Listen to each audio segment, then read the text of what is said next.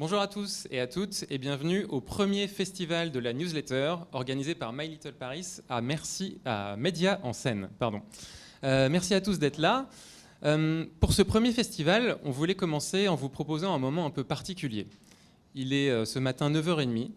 À peu de choses près, c'est l'heure à laquelle vous recevez tous les matins dans votre boîte mail vos newsletters favorites. Et ce matin, on voulait vous proposer de découvrir ces newsletters d'une manière un peu différente, non pas en les lisant, mais en les écoutant, et mieux encore, en découvrant les visages qui se cachent derrière. Alors, comment ça va se passer ? Tout au long de la journée, on vous a concocté un programme avec des tables rondes, avec des ateliers d'inspiration, mais on va aussi ouvrir et clôturer cette journée avec 2 lectures, pendant lesquelles plusieurs auteurs et autrices de newsletters se succéderont pour d'abord lire leurs textes et aussi présenter leurs projets. La thématique de ce matin, c'est l'engagement.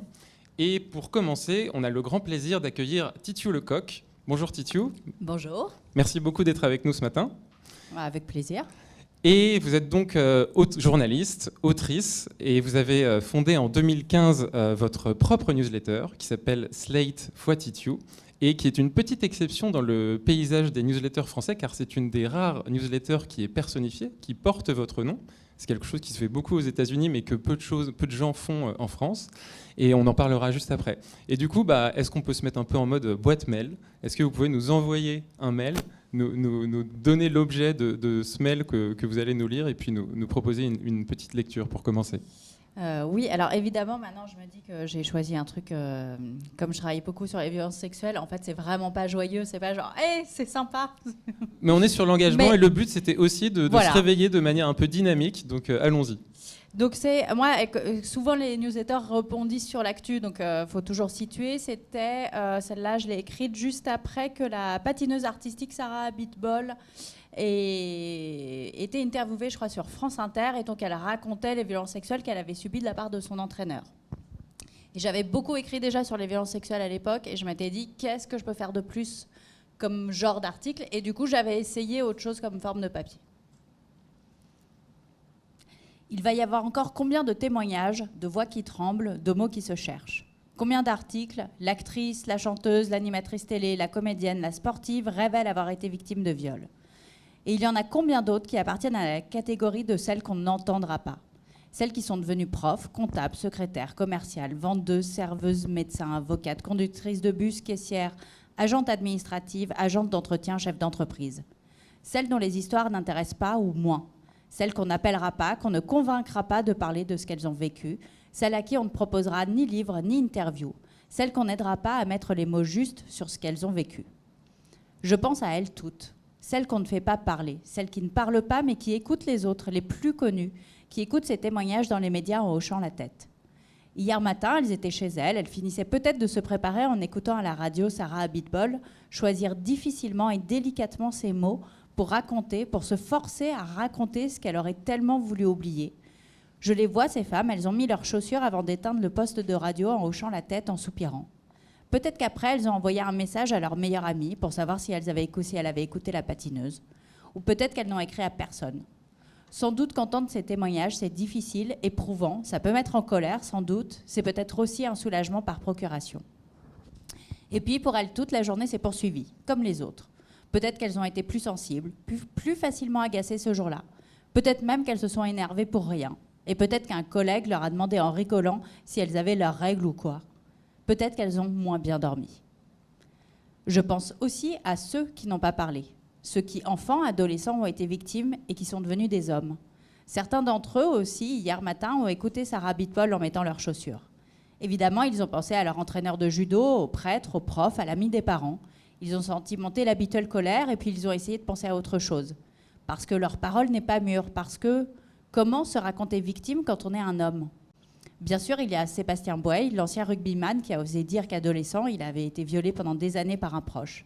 Il a monté l'association Colosse au pied d'argile qui indique que les témoignages de victimes sont quotidiens et que c'est un fléau dans la société. Mais pour un Sébastien, combien d'hommes qui restent enfermés dans leur silence et qui s'en veulent? À la culpabilité habituelle des victimes s'ajoute celle de se taire. Combien de sportifs de haut niveau, de stars qui ne parleront pas? On estime qu'au minimum, un enfant par classe sera victime d'agressions sexuelles avant la fin de l'adolescence. Combien de grandes stars du foot masculin ont été victimes et ne parleront pas parce que c'est au-dessus de leur force? Que se passerait-il si ces stars-là, ces rôles modèles masculins des enfants, parlaient? Et les autres, les coupables, que se passe-t-il dans leur tête le matin en écoutant la radio? Ils savent qu'ils sont coupables. Les plus vieux ont certainement compté ce qui pouvait tomber dans la prescription. Ils ont mis leurs chaussures en écoutant la voix tremblante de Sarah Abitbol. Ils ont senti encore plus précisément que d'ordinaire l'épée de Damoclès qui oscille au-dessus de leur cou. Ils ont hoché la tête. Si X ou Y avait dû parler, ça aurait déjà été le cas. Soyons tranquilles.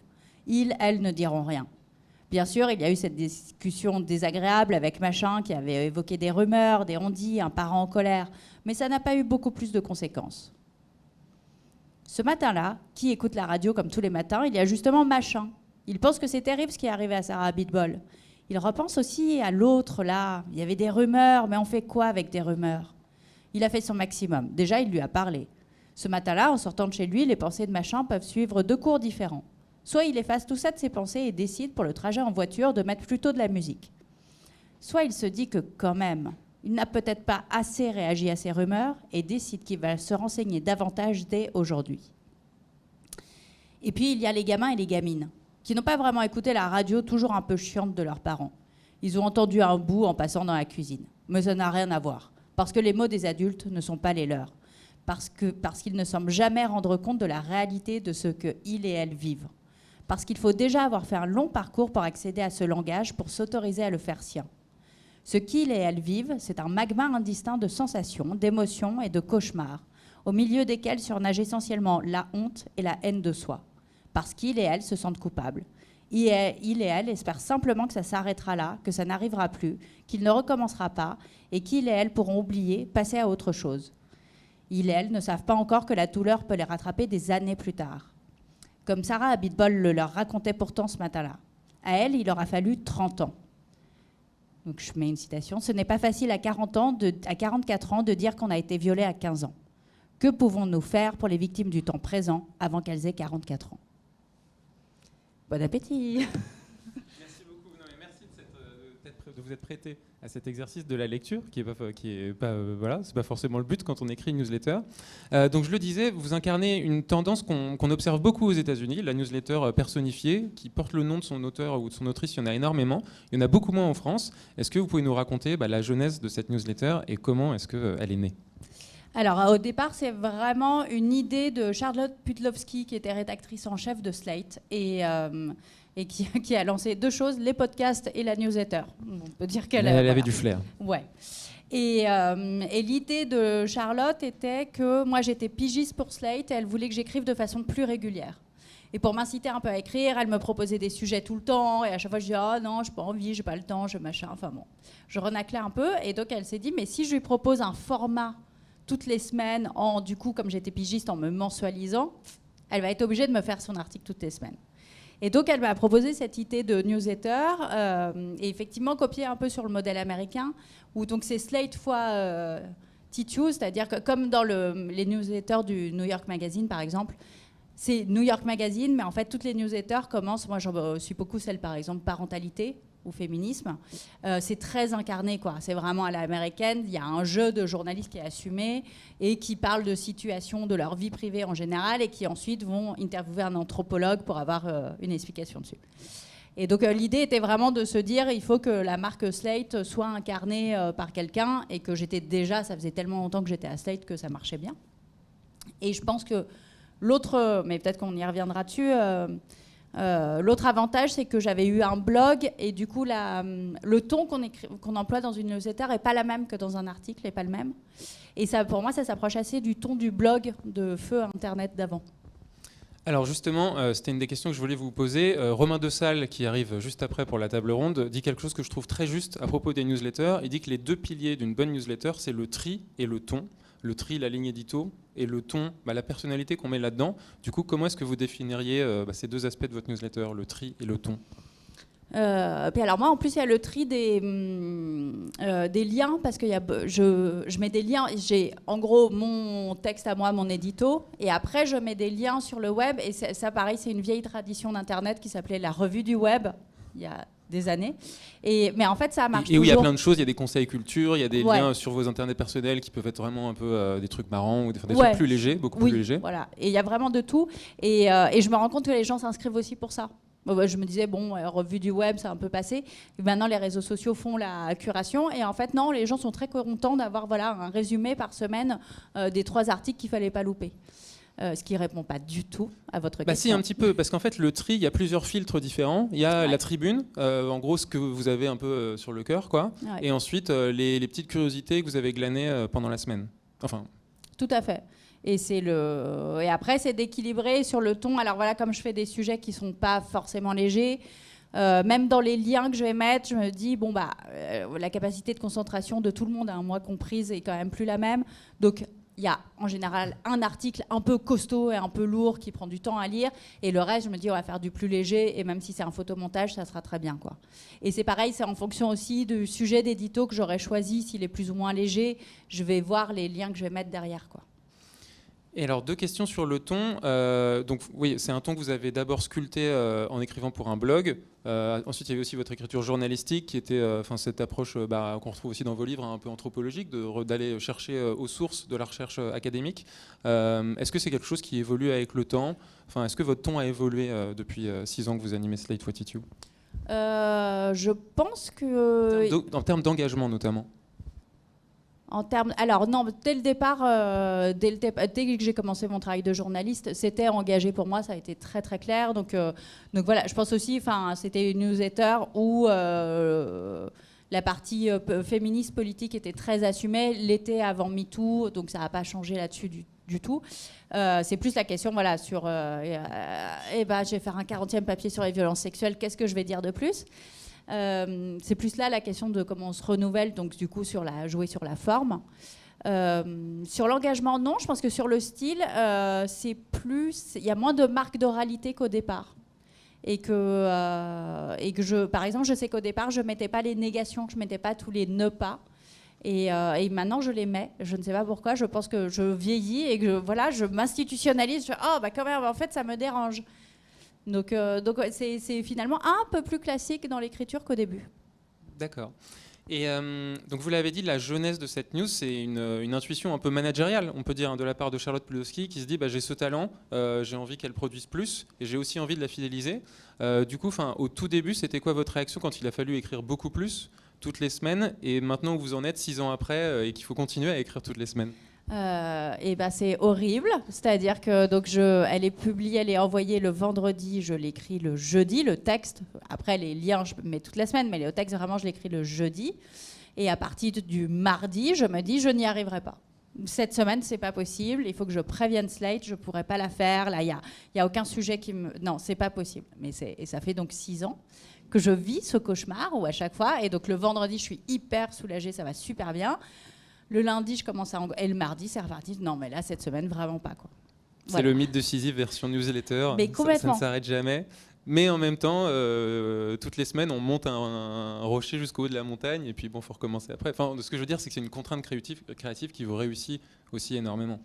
Ça m'a forcé à pas être paresseuse. Ça me force déjà à suivre l'actualité sur mes sujets, etc. À avoir vraiment une rigueur là-dessus. À aller fouiller des choses que j'aurais peut-être pas fouillées. Je sais que j'avais fait une fois un newsletter sur comment les violences conjugales passaient par maintenant la maîtrise des outils internet technologiques. C'était hyper intéressant. J'aurais pas eu la newsletter à écrire, je serais pas allée lire là-dessus en fait. C'est parce que je me suis dit c'est un bon sujet, je vais me renseigner, que j'ai appris des tonnes de choses. Et après ça nourrit le reste de mon travail qui va être sur des livres et sur d'autres choses. Génial. Merci beaucoup. Le but de cette petite introduction au Festival de la Newsletter, c'est vraiment de faire des coups de projecteur très succincts sur 3 projets différents. Donc on est déjà arrivé au terme de notre petit quart d'heure ensemble. Mais merci beaucoup d'être passé ce matin. On vous retrouve, pour ceux qui restent, juste après pour la table ronde suivante qui s'appelle « Comment faire durer l'amour des newsletters ». Mais on va tout de suite... Merci beaucoup, Titiou. Merci. Mais on va tout de suite accueillir un nouveau projet. Je vous le disais, la thématique pour cette lecture de ce matin, c'est l'engagement. Après l'engagement féministe qu'incarne Titiou, on va passer à un second type d'engagement, l'engagement environnemental, en accueillant Clément Jeannot, qui anime Nourriture terrestre. Bonjour Clément. Bonjour. Tour de magie, Clément s'est installé en un clin d'œil, c'était extrêmement fluide, merci beaucoup. Clément, vous avez donc fondé en 2019 Nourriture terrestre, qui est une newsletter hebdomadaire qui, toutes les semaines, choisit de faire de la pédagogie sur les grands enjeux climatiques, environnementaux et écologiques. Alors, quel est le mail que vous allez nous envoyer ce matin et que vous allez nous lire en direct ? C'est l'avant-dernier numéro qui s'appelle « Climat, place au beau discours ». On vous écoute. Y a-t-il un discours que vous auriez gardé en mémoire sur le défi climatique, ou plus largement écologique, au cours des, disons, 10 ou 15 dernières années ? C'est en me posant cette question récemment que je me suis rendu compte que quasiment rien ne me venait à l'esprit. On entend pourtant souvent qu'il faut dépasser le temps des beaux discours sur le climat, ce qui sous-entend que ce temps a un jour existé. Ce n'est pas tout à fait faux, bien sûr. Il y a eu par le passé des quantités de discours et promesses de dirigeants soulignant l'urgence, appelant à agir, et ce depuis une trentaine d'années, avec peu d'actes derrière. Mais un discours marquant, capable de durer dans le temps, dont on ressent la sincérité de l'orateur, qui vient des tripes ou du vécu, et non d'un texte écrit par une plume ou quelques conseillers, c'est tout autre chose. Ce genre de discours aura d'ailleurs plus de chances d'être trouvé en dehors du monde politique. Pourtant, même en élargissant le spectre, presque rien ne me vient en tête, surtout s'agissant des 10 dernières années. Pourtant, rien que très récemment, les discours marquants et engagés sur d'autres causes n'ont pas manqué, qu'il s'agisse d'égalité homme-femme ou de féminisme, par AOC, par Agnès Jaoui et tant d'autres, qu'il s'agisse de lutte contre le port d'armes à feu, je pense au discours fort et poignant d'Emma Gonzalez, ou de justice sociale au sein du capitalisme, par Emmanuel Faber et bien d'autres. Mais bien peu donc concernant l'environnement. Alors, en quoi est-ce un problème ? Ne dit-on pas qu'il est grand temps d'arrêter les beaux discours et d'agir pour de bon pour le climat ? En réalité, à mon avis, cette formule poncif masque un présupposé qui me dérange, justement. L'idée que les discours seraient inutiles ou désormais inutiles à force d'en avoir tant entendu. Mais en réalité, ce qui a surtout été prononcé jusqu'ici, ce sont des discours de promesses. Des belles paroles, comme dit l'expression, c'est-à-dire beaucoup de paroles en l'air. Aujourd'hui, ce ne sont plus des discours de promesses dont nous avons besoin, nous avons lu largement notre dose. Donc ensuite, j'explique dans le numéro de quoi nous avons besoin, et je vais passer directement à la dernière partie. J'explique rapidement qu'on a besoin de discours de pédagogie sur des choses dont on n'entend pas forcément parler, en quoi le système alimentaire est menacé, des discours sur l'eau et bien d'autres. Et puis je pense qu'il y a 2 autres types de discours qui sont importants. Des discours de citoyens qui nous ressemblent, monsieur et madame tout le monde, des témoignages personnels. Par exemple, comment je suis passé de climato-sceptique à climato-conscient, qui est un cas réel d'un membre de la Convention citoyenne pour le climat. Je pense que ça serait hyper intéressant d'avoir un discours comme ça. Ou alors, comment je suis passé de 12 à 4 tonnes de CO2 annuel en 2 ans, par exemple, pour montrer que c'est possible et montrer comment ça serait possible. Et puis, je pense qu'il y a besoin de discours qui s'adressent à nos imaginaires, qui proposent des récits pour toucher plus massivement. C'est justement ce qu'a réussi à faire il y a 5 ans l'acteur Jacques Gamblin, dans un discours qui est pour moi le plus beau discours écologiste et écologique en français de ces dernières années. Donc je remettais la vidéo dans le discours et je vous invite à la regarder si ça vous intéresse. Et donc je disais pour terminer, en voilà un, donc de grands et de beaux discours sur l'écologie. Pour ma part, j'en demande bien d'autres, je ne suis pas du tout rassasié. Faites-nous vibrer, rêver, sourire, il faut nous donner envie d'aller vers ce monde bas carbone et soutenable, de faire les efforts nécessaires pour tenir les 2 degrés. Ça ne suffit pas pour agir, mais rien ne suffit. C'est un ensemble. Et comme on l'entend souvent, ce n'est pas un hasard si émouvoir a la même racine étymologique que mobiliser et mettre en mouvement. Il n'y aura pas de redirection écologique sans récit inspirant, imaginaire enthousiasmant, discours galvanisant. L'écologie doit susciter le désir. À l'entame de la présidentielle, les candidats au projet écologiste seraient bien inspirés de s'en souvenir. Merci beaucoup Clément, merci à vous aussi de vous être prêté à un petit exercice de la lecture. Et alors à propos de ce discours de Jacques Gamblin que j'ai découvert grâce à vous, vraiment il faut aller le voir. Il a très peu tourné ce discours, mais si on pouvait peut-être initier tous ensemble une petite boule de neige pour lui donner une deuxième vie sur les réseaux sociaux, c'est vraiment un discours magnifique qui est drôle, qui est inspiré, qui est magnifiquement porté par Jacques Gamblin évidemment, et voilà, qui mérite vraiment d'être vu. Alors, est-ce que donc Nourriture Terrestre, c'est un projet récent que vous avez lancé fin 2019. Auparavant, vous étiez entrepreneur dans le numérique. Est-ce que vous pouvez nous raconter un petit peu comment vous avez switché et pourquoi vous avez switché vers un projet de newsletter?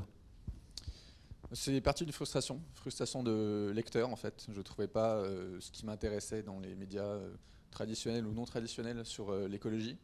Ce que j'avais envie, c'est plusieurs choses. D'abord, montrer que l'écologie est un sujet intéressant et passionnant. Ensuite, montrer que l'écologie peut être traitée différemment que simplement soit les petits gestes du quotidien, les éco-gestes, ou alors, oulala, il faut éviter les discours anxiogènes. Et puis, je voulais avoir un peu ce que Titiou disait juste avant sur les éditorialistes américains qui ont une patte qu'on retrouve, alors moi, c'est pas toutes les semaines, moi, c'est 2 fois par mois, mais on retrouve quelqu'un dont on suit une trajectoire, on suit les idées. C'est pas une posture militante, c'est plus une posture d'analyste, analyste et éditorialiste. Et donc voilà, j'alterne entre des numéros qui sont parfois des sortes de tribunes comme celle-ci, ou des numéros plus des études un peu plus fouillées. J'ai fait par exemple tout un dossier sur les enjeux des technologies de capture du carbone, en n'hésitant pas à dire à la fin, en conclusion, pourquoi c'est pas ça qui va nous sauver, et tant pis si c'est anxiogène. Je ne pense pas que dans le domaine militaire, les journalistes s'interdisent d'écrire des choses qui peuvent être anxiogènes, mais il y a un moment, la réalité s'impose aussi, il faut pouvoir dire des choses qui sont justes. Oui, ce qu'on trouve dans vos newsletters, c'est aussi des contenus très longs, pédagogiques, qui explorent des thématiques hyper précises. Du coup, il y a énormément de travail de recherche quand on vous lit. On sent qu'il y a beaucoup de travail derrière. Il y a beaucoup de travail, beaucoup trop, parce que j'ai un métier à côté. Mais voilà, je prends ce temps sur mon temps un peu perso. Et ce que je fais, c'est que ma façon de travailler, c'est que j'ai des documents Word par thème, où je me dis ça pourrait être un thème intéressant. Et donc je compile au fur et à mesure des semaines et des mois des liens, des choses que je trouve intéressantes. Et puis un jour, je me dis, là, c'est mûr. C'est mûr pour en faire un numéro. Et donc là, il y a le travail de reprendre ce qui a été la documentation et puis voir comment je le structure, je le synthétise et quel angle je donne à tout ça. Donc pour reprendre la formule du tri et du ton, le tri en fait c'est vraiment au fur et à mesure, vous faites mûrir les sujets, puis quand ils sont prêts, vous pouvez les balancer sur une newsletter. Et sur le ton, donc voilà, vraiment cette inspiration des éditorialistes américains. Alors sur le ton, j'ai évolué parce que j'ai fait là j'en suis au numéro 43, et j'ai fait tous les premiers numéros avec une posture où je me mettais pas en avant. C'était plus analyste comme dans un journal assez classique. Et puis je me rends compte qu'en fait que ça plaît, ça intéresse de mettre un peu plus moi-même, de dire par exemple le dernier numéro j'ai fait le lien entre la viande et le genre à partir d'un super essai qui a été fait récemment. Et voilà, il fait aussi sur ce genre de numéro expliquer que on marche sur des œufs et que moi-même j'ai évolué avec des lectures, etc. Donc voilà, être un peu moins en surplomb. Et je pense que ça plaît aussi. C'était pas naturel pour moi de le faire. Sur ces thématiques-là, il y a par exemple le Bon Pote qui sur les réseaux sociaux arrive à avoir un impact assez dingue. Ouais. Quelle est la valeur ajoutée du travail qu'on fait avec une newsletter ? Alors pour moi, c'est pas du tout une question de format, même si on pourra en parler. Simplement, Bon Pote, pour moi, c'est une posture militante qui apporte énormément de choses. J'essaye d'avoir une posture et un ton qui est différent. Moi, j'essaye de jamais donner le leçon. Ce qui ne veut pas dire que c'est une critique que je fais à Bon Pote, parce que je pense que c'est super utile d'aller interpeller notamment des dirigeants, tous ceux qui font du greenwashing, etc. Donc je pense que c'est super complémentaire. Et puis il fait un travail de qualité fondé sur la science, ce qui paraît être tout bêta à dire, mais en fait ce qui est pas forcément courant, y compris dans les journaux traditionnels. Donc non, sur le format newsletter, moi ce que je fais, je suis un peu la vieille école, c'est que je fais très peu de com et je communique à peine sur mes numéros parce que en fait qui même me lisent en fait. Il y a un côté, je l'ai commencé à le faire pour mes amis autour de moi, ça a grandi, mais j'ai pas l'intention de faire plus de bruit que ça autour. C'est du bouche à oreille et ça grandit comme ça et très bien, mais si demain il n'y avait pas grand monde pour me lire, je continuerai quand même parce que c'est une façon d'apprendre pour soi. Je pense qu'écrire, c'est extraordinaire pour apprendre soi-même. Et alors, à propos de ceux qui vous aiment et qui vous lisent, quel impact vous avez sur votre communauté, vos lecteurs et lectrices? Est-ce que ça déclenche des changements, des réactions? Ouais, c'est ça qui me motive aussi, c'est parce que c'est toujours un effort quand même de consacrer une partie de son week-end, mettre le réveil le dimanche matin pour les faire un nouveau numéro. C'est pas forcément évident, mais c'est les retours des lecteurs. On va avoir plusieurs retours. Il y a ceux qui vont dire effectivement que c'est intéressant ou qui ont appris des choses. Et puis, ce qui est encore plus fort, c'est quand on a des retours, des gens qui nous disent, bah, là, ça m'a fait basculer. Des gens qui disent, ah, bah, j'avais pas du tout ces idées-là, qui nous disent, bah, voilà, par exemple, je ne vais plus du tout voter politiquement de la même façon. Et c'est pas juste ton numéro de ta newsletter, c'est un ensemble. C'est toujours les mêmes choses qui reviennent. C'est les vidéos de Jean Covici, un article de Bon Pote, un article à moi.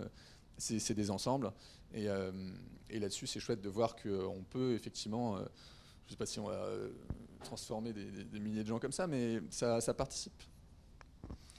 Ça, c'est une des difficultés justement quand on est sur ces thématiques où les algorithmes ont un peu tendance à nous enfermer dans des bulles d'opinion. Et comment est-ce qu'on va justement chercher des gens qui sont en dehors de ces bulles? Est-ce que vous arrivez à aller chercher justement des gens qui ne sont pas spécialement sensibles à ces thématiques-là? Alors des gens qui ne sont pas spécialement sensibles, je pense que c'est plus compliqué. Il y a quelques personnes, je pense, de ma famille, etc., qui sont inscrits parce qu'ils me connaissent. Mais sinon, je pense que l'acte de s'inscrire à une newsletter, il est quand même très engageant. C'est-à-dire je vais volontairement me rajouter des mails dans ma boîte mail. Si on n'est pas déjà intéressé par le sujet écologique, ou si on n'a pas déjà lu un de mes numéros en se disant là c'était intéressant, je vais m'inscrire, c'est un peu compliqué. Par contre, c'est juste 2 par mois avec vous même. Pardon ? C'est juste 2 par mois avec vous. C'est juste 2, mais ils sont assez longs.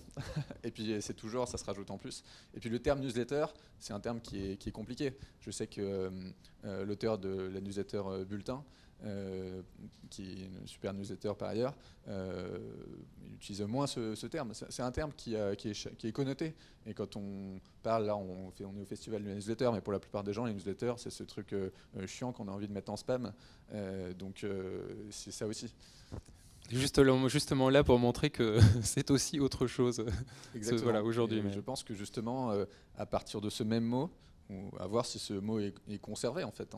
Est-ce qu'on arrivera à faire changer de regard sur un mot qui est quand même chargé d'émotions qui ne sont pas forcément super positives. C'est mon point de vue en tout cas.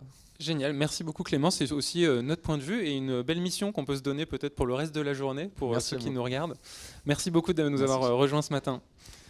On va continuer avec notre troisième projet, qui est cette fois porté par un couple. Alors, le fondateur de Vice Media, Shane Smith, pas l'autre, celui qui a mal tourné et qui a fondé les Proud Boys, Shane Smith avait une expression assez intéressante. Il disait que les millennials étaient la population qui était équipée du meilleur détecteur de bullshit du monde. Et je pense que de ce point de vue-là, les 2 personnes qui sont en train de me rejoindre sont peut-être les rois des millennials, ou en tout cas, ils ont le détecteur de bullshit le plus fonctionnel de la Terre. C'est donc Lorraine Boudard et Dan Geselhardt. Merci beaucoup d'être avec nous ce matin. Merci. Bonjour. Compliment. C'est vrai, vous y reconnaissez, je pense que c'est assumé. Alors, vous êtes tous les 2 fondateurs et auteurs de 2 projets dont on va parler successivement. Le premier, c'est Tech Trash, qui est une newsletter fondée en 2017 et qui, toutes les semaines, dénonce sans scrupule le bullshit environnant. Et on va peut-être commencer, Lorraine, avec vous, par un focus sur cette newsletter. Donc, est-ce que vous pouvez nous envoyer une petite news de Tech Trash en direct ce matin ? Je vais juste lire un article, en fait, ce ne sera pas une newsletter en entier. C'est un article sur le métaverse. Donc, c'est parti.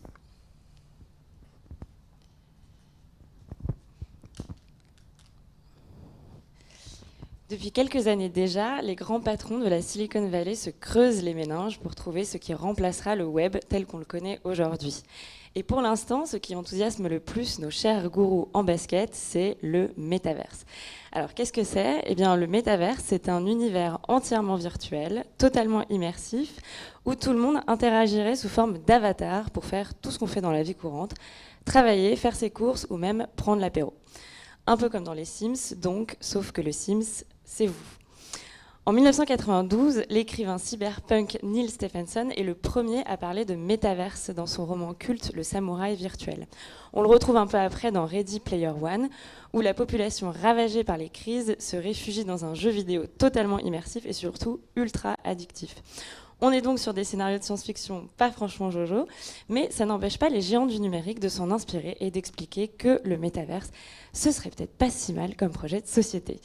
Tout le monde est donc dans les starting blocks, les grandes plateformes de jeux vidéo Roblox ou Fortnite, mais aussi Microsoft, qui, quant à lui, veut créer le métaverse d'entreprise. Et c'est vrai que Jean-Mich de la Conta en immersif, ça fait rêver. Mais celui qui est vraiment à fond les ballons, c'est Mark Zuckerberg, qui travaille d'arrache-pied à construire un métaverse pour qu'on aille non plus sur Facebook, mais littéralement dans Facebook. Ça commence avec le lancement de lunettes connectées signées Facebook, sorte de revival terrifiant des Google Glass que personne n'avait réclamé, et plus récemment par un investissement de 50 millions de dollars pour que le réseau social devienne une metaverse compagnie. Mais du coup, une question reste en suspens. Ça sert à quoi ce fameux métaverse?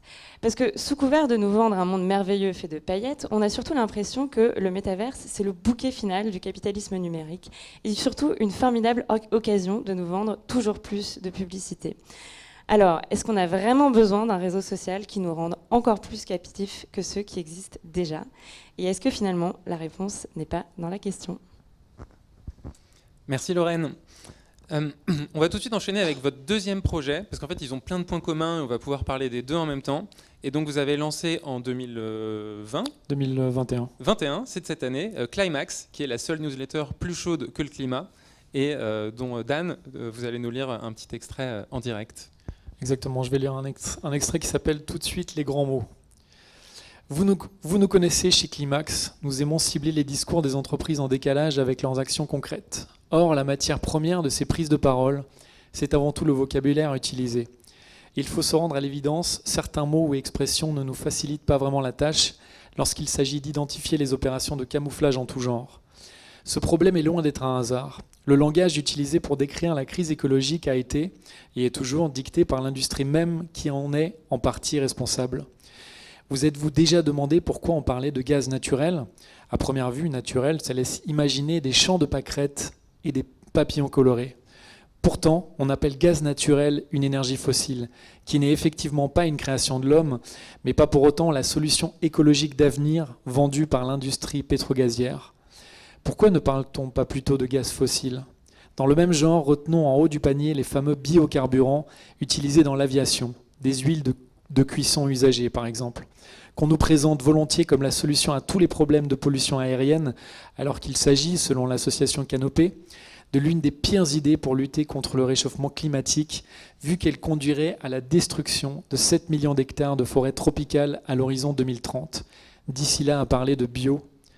Revenons maintenant 2 siècles en arrière. En 1755, le tremblement de terre qui va dévaster la côte portugaise et causer 60 000 victimes à Lisbonne, près d'un quart de la population, entraînera la célèbre querelle sur le mal et la providence entre Voltaire et Rousseau. Si le premier parle d'un châtiment divin, le second explique que tout ne peut pas être mis sur le compte de la mauvaise fortune. Les maisons qui se sont écroulées ont été construites par des hommes qui en sont donc également responsables. Si elles avaient été construites différemment, elles seraient peut-être encore là. Cette brouille entre les deux philosophes est toujours d'actualité, notamment quand on évoque certaines catastrophes climatiques parfois rapidement cataloguées comme naturelles. On parle même d'act of God en anglais. Or, il faudrait en toute logique parler de catastrophes dites naturelles, voire de catastrophes socio-naturelles, parce qu'aucun des ouragans, des inondations, des méga-feux d'ampleur inédite n'est plus naturel désormais. Et peu importe ce qu'en penserait ce bon vieux Voltaire, si les records tombent aujourd'hui les uns après les autres, ni Dieu, ni la mauvaise fortune n'ont rien à voir avec tout cela. Merci beaucoup Dan. Donc ce qui est hyper intéressant avec vous, c'est que vous avez construit un ton, pour le coup, que vous avez d'abord utilisé dans le domaine de la tech, et là que vous déclinez en fait sur une nouvelle verticale avec le climat. Est-ce que vous pouvez d'abord nous raconter un peu la genèse de Tech Trash et comment est-ce que cette quête de anti-bullshit est née et comment vous vous êtes lancé là-dedans? La genèse de ça, c'est qu'on travaillait tous les deux dans le secteur de la tech, dans des registres différents, puisque Dan était journaliste, pas moi à la base. Et c'est vrai qu'on voyait souvent des très beaux discours d'entreprises qui expliquaient qu'ils allaient sauver le monde avec des innovations souvent totalement absurdes de type la poubelle connectée. Et en fait, tout le monde s'en moquait un petit peu, mais personne ne le disait vraiment. Et donc c'est comme ça que c'est né. Et c'est vrai qu'ensuite, on a décliné ce ton sur Climax et sur la thématique climatique, parce que justement, en analysant ces nouveaux discours de la RSE notamment, dans les grandes entreprises, on s'est rendu compte qu'il y avait tout un tas de bullshit qui était tout autant raconté dans ce domaine-là, et que souvent, de la même manière, les gens s'en gaussaient un peu en coulisses, mais que personne ne le dénonçait, et donc on s'est dit qu'on avait une carte à jouer. Et voilà, et c'est comme ça qu'on a décidé de dupliquer. Et c'est vrai qu'il y a eu un shift dans plein de grandes entreprises. Il y a quelques années, il fallait absolument être digital. Et aujourd'hui, il faut absolument être une entreprise à impact. Et du coup, ça veut rien dire, impact, en fait. Et ça veut pas dire grand-chose exactement. Donc du coup, c'est vrai que c'était assez logique pour nous de suivre en fait le bullshit. Et alors, dans cette optique de dénonciation du bullshit, il y a un côté un peu canard enchaîné, un maro canard au père de la comtesse. Enfin, en gros, à la fin de votre newsletter Tech Trash, vous citez voilà, le plus gros bullshit de la semaine. Est-ce que vous avez déjà eu des réactions des gens que vous avez cités? Enfin, enfin voilà, de mettre le doigt un peu sur, de pointer aussi du doigt certaines personnes, ça a un impact? Oui, alors en fait, c'est vrai qu'on on met des citations souvent absurdes, alors toujours de responsables qui sont qui ont des positions importantes, on va dire, on prend pas à n'importe qui. On les dénonce quand ils racontent vraiment n'importe quoi, et surtout qu'ils utilisent un vocabulaire qui n'a souvent aucun sens, avec une sorte de surexploitation des anglicismes ou ce genre de choses, et on arrive à des formulations qui n'ont plus vraiment de sens. Et on n'a jamais eu de retour négatif. Mais on a eu des retours. C'est vrai que oui. c'est arrivé. Il y a des gens des fois qu'on cite qui nous écrivent, mais en fait toujours, je crois que c'est peut-être arrivé une fois en 3 ans, qu'il y ait quelqu'un qui soit un peu pas super content, mais en même temps, vraiment, on reçoit la plupart du temps des messages genre, ah oui, vous m'avez cité, c'est vrai que ce que j'ai dit, c'était peut-être un peu compliqué à comprendre, je me suis un peu mal exprimé, mais et d'ailleurs, justement, je trouve ça marrant ce que vous faites. Donc, on sent qu'eux-mêmes, ils se rendent compte que, voilà, le langage, des fois, sorti du contexte, surtout, ça ne va pas forcément dire grand-chose. Je reviens à mes 2 piliers, du tri et du ton. Le tri, on a bien compris, c'est voilà, ces abus de langage, ces discours qui ne veulent pas dire grand-chose. Sur le ton, la particularité de votre projet, c'est que vous écrivez à 2, et en même temps, il y a un ton hyper homogène dans vos newsletters. Donc, comment est-ce qu'on écrit à 4 mains? Eh bien, on n'écrit pas que à 4 mains, parce que depuis qu'on a lancé Climax, en mai, on écrit maintenant avec une vraie équipe de journalistes. Donc, tout l'enjeu, c'est de dupliquer ce ton-là.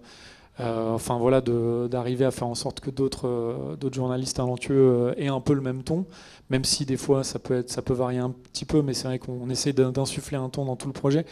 Et après, d'écrire à 4 mains, je pense que c'est un peu comme d'écrire à 2, enfin d'écrire tout seul, quoi. C'est juste qu'on on va échanger, on va des fois, moi, ce que j'écris, je suis pas content, et du coup, elle va repasser dessus, et inversement. Et maintenant, avec Climax, avec d'autres journalistes, ça peut aussi être ça. Des fois, il y a des journalistes qui vont relire un peu ce qu'on a fait. Donc, je pense que je sais pas s'il y a vraiment une méthode, en fait. On fait du test and learn, comme diraient nos amis dans la tech. Attention. Voilà. Sur le haut dérapage. Attention. J'ai un petit panneau qui se lève. Non. Et Titu, un peu plus tôt, disait qu'elle s'était au fur et à mesure éloignée de l'oralité. Souvent, on a l'impression que les newsletters cherchent une écriture un peu orale. Vous, en tout cas, c'est très souvent familier, assez souvent oral aussi. Est-ce que c'est quelque chose que vous cherchez? Ce côté, voilà, lire quelque chose, écrire comme on s'adresserait à un pote ou comme on parlerait. C'est vrai que nous, on a tout de suite pris un ton très oral, sans nécessairement l'avoir réfléchi, mais qui en revanche n'est pas incarné de nos personnes, c'est-à-dire que la newsletter, elle n'est pas signée, contrairement à Titu par exemple. Donc elle est incarnée par le ton, mais pas par nos personnes. Et c'est vrai que souvent, on a des retours de lecteurs qui nous disent « Ah, vous êtes nos amis plus engagés que nous ». Donc je pense qu'il y a un peu de ça dans notre relation avec eux. Et puis après, c'est vrai que récemment, en plus, nos articles sont déclinés sous forme de chroniques aussi à la radio notamment, et donc du coup sur Radio Nova. Hein. Ouais, notamment. Et du coup, ça renforce encore plus l'oralité, parce que quand on écrit aussi pour la chronique, et c'est un exercice intéressant en fait de faire la transition entre les deux. Donc vous n'avez pas scindé les 2 exercices, ça s'inter-influence Ouais. Avec la chronique radio, tu veux dire? Après, les textes sont un tout petit peu adaptés quand même, parce que c'est vrai que c'est quand même autre chose complètement à l'oral quand on fait une chronique radio. Mais c'est vrai qu'on a, et comme disait Lorraine, c'est pas quelque chose vraiment de réfléchi quand on a écrit les premières éditions de Tech Trash. Je pense qu'on a vraiment testé des choses, on s'est un peu dit on va se lancer, on va essayer de trouver un ton un peu original, un peu qui nous fait, en tout cas nous interpelle et peut-être nous fait rire de temps en temps. Et après, au fur et à mesure, il y a eu une évolution aussi. C'est vrai que, comme disait Titu aussi, qui disait que ça avait évolué, nous, ça a évolué aussi. C'est vrai que c'est devenu un petit peu plus sérieux, je pense aussi, avec le temps. Au début, il y avait un côté un peu plus potache et des formats plus courts et des textes aussi beaucoup, écrits vraiment en mode très parlé. Et au fil du temps, ça l'est devenu un peu moins, mais on a essayé de garder un petit peu de ça, justement pour garder, pour avoir vraiment une identité. Et c'est vrai que c'est là tout l'enjeu, c'est d'arriver à trouver une identité de ton qui reste sur plusieurs années, et sans lasser forcément le lecteur non plus, et sans forcément se répéter, parce que c'est vrai que quand c'est écrit de façon très orale, je sais pas, j'ai l'impression qu'à un moment il y a une limite. Alors peut-être que je me trompe, je sais pas. On a parlé des réactions des gens que vous citiez. C'est quoi les réactions de votre communauté? Parce que vous avez quand même une communauté hyper engagée. Enfin, il y a des gens qui attendent tous les jeudis matins la Tech Trash avec impatience et tout. C'est quoi les retours? Est-ce que c'est aussi des détecteurs, des petits relais, des prolongements de vos antennes anti-bullshit? On a plein de lanceurs d'alerte. non, mais il y a plein de nos lecteurs et lectrices qui effectivement nous envoient souvent des articles, des tribunes de leurs patrons qui disent n'importe quoi. Et du coup, c'est toujours assez drôle, parce que j'ai l'impression qu'on joue un peu un rôle cathartique de plein de gens qui se posent des questions sur le sens de leur travail et du coup, qui se servent de nous comme relais pour partager et un peu se moquer de ce genre de discours. Ouais. Oui, et puis plus généralement, des gens qui nous envoient aussi des articles, de choses qu'ils ont vu passer. Aussi, oui. Et c'est vrai qu'il y a beaucoup de gens qui nous écrivent, de lecteurs, et c'est vrai que ça fait super plaisir. Le jeudi, notre boîte mail, elle est pleine de retours. Des gens, des fois, des lecteurs qui vont dire « Ah oui, vous avez parlé de ça, mais justement, est-ce que vous avez vu ça ?» et du coup, on sent vraiment qu'ils lisent en entier, et même qui cliquent sur tous les liens, et ça fait super plaisir, quoi. Et alors, 4 ans après la fondation de Tech Trash, est-ce qu'il y a plus ou moins de bullshit dans le monde? Il y en a de plus en plus, je dirais. C'est pour ça aussi qu'on travaille sur Climax maintenant. Peut-être qu'après le bullshit, c'est un petit peu décalé. On peut parler justement de votre... dans le milieu de la tech, il y a eu peut-être une sorte de prise de conscience quand même. C'est vrai que quand on a lancé Tech Trash, on faisait partie, alors on n'était pas les seuls, mais on faisait partie de ceux qui pointaient du doigt le bullshit et les innovations un peu absurdes. Et on était un petit peu parmi les premiers. Je ne pense pas qu'on était les premiers, mais en tout cas... on faisait partie des premiers. Aujourd'hui, plein de gens le savent, et puis tout le monde se moque allègrement de la Startup Nation. C'est devenu presque quelque chose de normal, en fait, de se moquer de la Startup Nation. C'est presque maintenant bizarre, quelqu'un qui dit « Ah oui, c'est génial » et tout. Et c'est vrai, par contre, comme on disait au début, il y a un shift sur le bullshit qui est plutôt du côté RSE maintenant, du côté des entreprises à impact. Et donc, c'est vrai que nous, on a vraiment suivi